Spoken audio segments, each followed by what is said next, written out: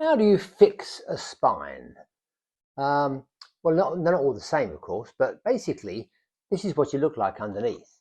In the vast majority of cases of back pain, there are always other causes. You always need to find out what's going on. But in the vast majority of cases, what's happening here is these aren't moving properly. They get stuck, especially if you're not moving properly, not moving around during the day. You're sat at a desk or driving, or if you're lifting heavy things.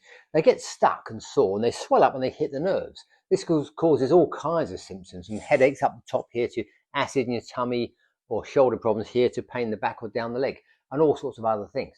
So you get to the point where you say, I've had enough of this. You come and see someone like me, and they'll ask you 10,000 questions. They'll check you over top to toe.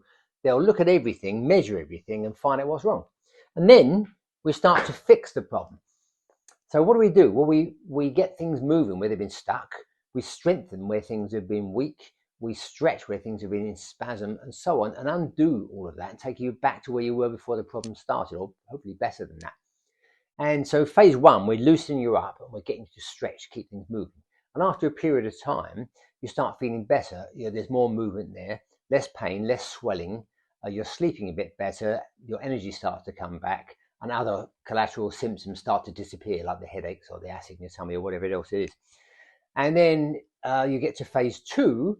Phase two is where we strengthen the muscles that hold you together. If we don't do that, it's not going to last. So we do that with exercise. If we keep treating it, but we start adding in some muscle building exercise.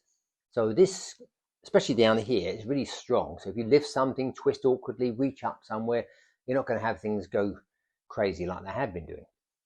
And as you go through this process, you start to feel a bit younger, a bit fitter, a bit more like you should do. Because people come to me all the time and say, I feel like an old man or an old woman.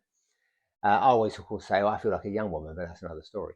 So then you have phase three. And by the way, when you get better and you feel you're out of it completely and you're back to normal, you look back and think, wow, I was a zombie. It's really quite horrific how it goes, but you don't realize it comes on so gradually. You don't realize how far you've fallen.